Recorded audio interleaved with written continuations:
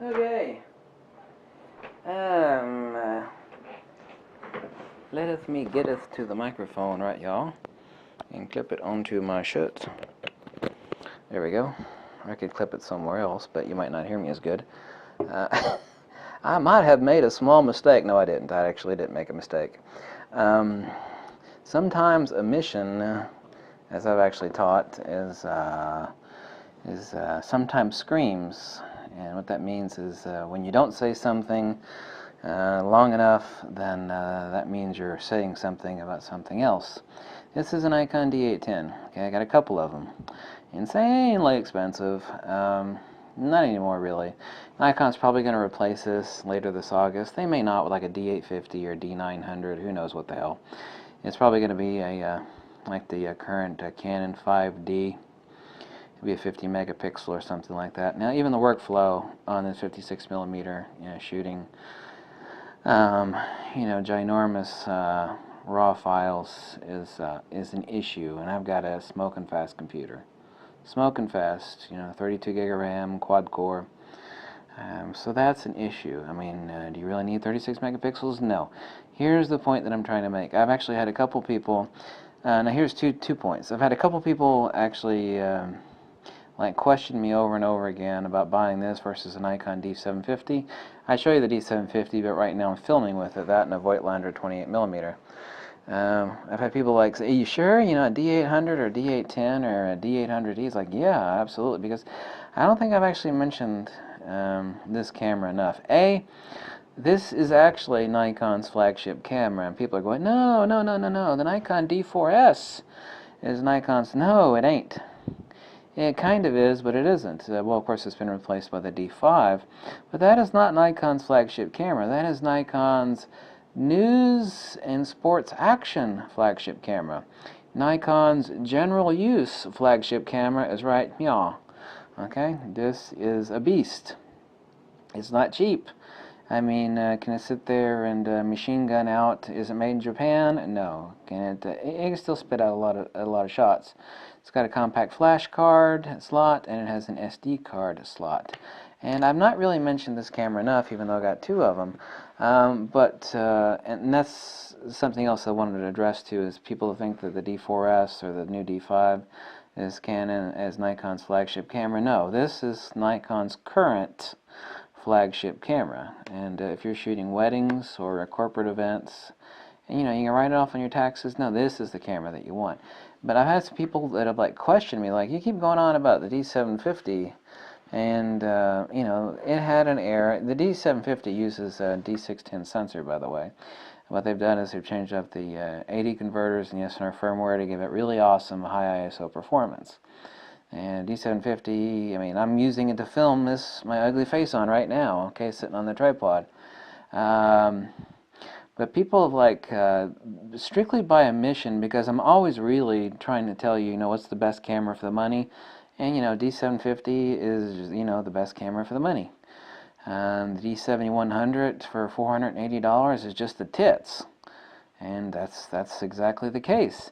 But what if some people have asked me, said, listen, I've got a budget of $2,000, and I want the best for portraiture, and I want the best for landscape. And I mean, it's like, was it Nikon D800-E or D800 or D810?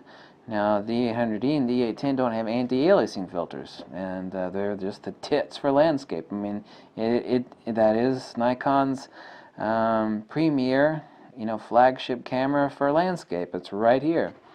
For weddings and portraiture, the D810 and the D800-E, and even the D800 will smoke the balls, just smoke the piss snot out of the D750.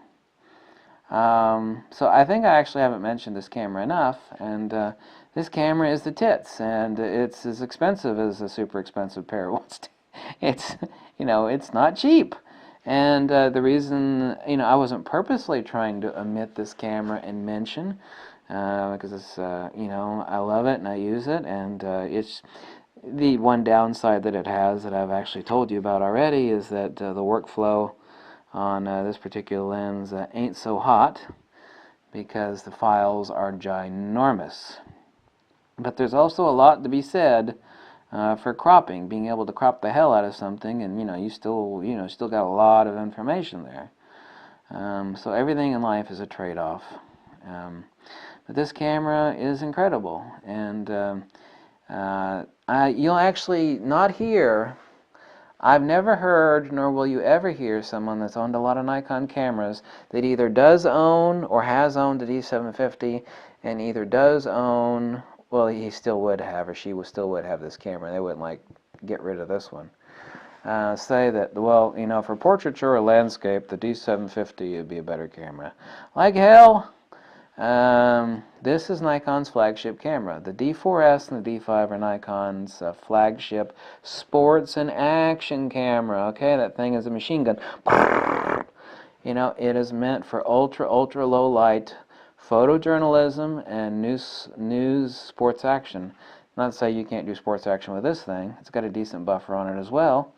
Very expensive. It's not Japanese made. It's made in Thailand, like the rest of the Nikon stuff, except for their D5. But this is still Nikon's flagship camera, and the color saturation and the creamy beautifulness that comes out of there's not one photographer that you'll find or that I've ever seen, and I don't care if you could find one, that will ever tell you that the D750 either is like close to this or beats this camera.